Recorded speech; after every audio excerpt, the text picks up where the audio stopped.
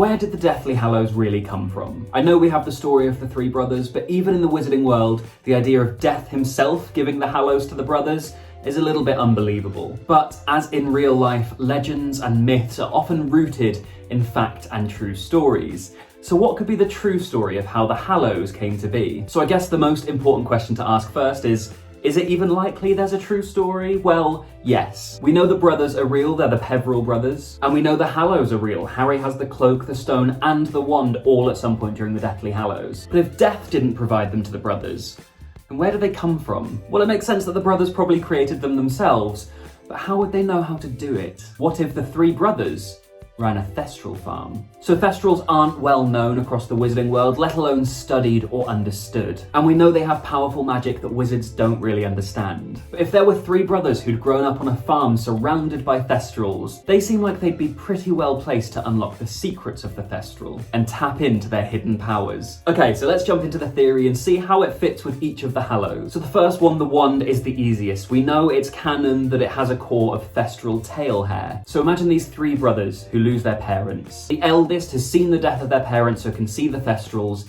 and is now head of the family, has to protect his two younger brothers. So growing up on this thestral farm, he knows all about thestrals, the power they have, and he creates the Elder Wand. Its sole purpose to win jewels, but not for greed or pride like in the story, but to protect his two brothers. So moving on to the stone, how does that work? Well, the second brother loses his parents as well. And if the story of the eldest brother being killed is true too, he also loses his older brother. Maybe even the love of his life, like the story says. He is surrounded by death. And he starts spending time with the thestrals on the farm, and in that he starts to understand the thestrals and spend more time with them. He recognizes that they are attracted to the scent of blood, and concludes that maybe thestrals can even see the dead. And so crippled by losing everybody he's ever loved, he tries to harness that power. He takes a crystallized eye of a thestral, knowing that through it the thestrals can see the fallen, and he turns it into what we know as the Resurrection Stone. And when he uses it to conjure the dead, maybe he isn't greeted by a fallen soul desperate to return to the land of the dead, but more he's greeted by those he's lost in the same way that Harry is. They aren't cold or sad, they're warm and loving. And so rather than being driven mad by his grief,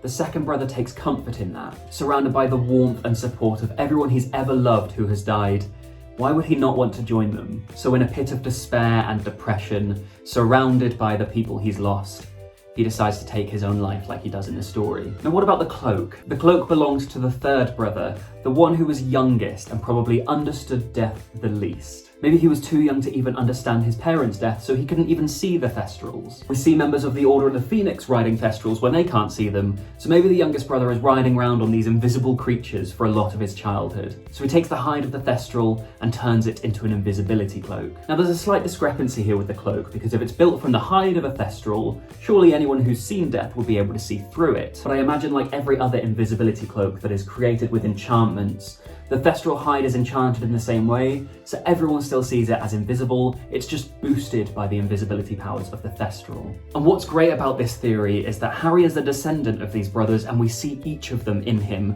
when he goes to the forest. He goes to duel with Voldemort. And why?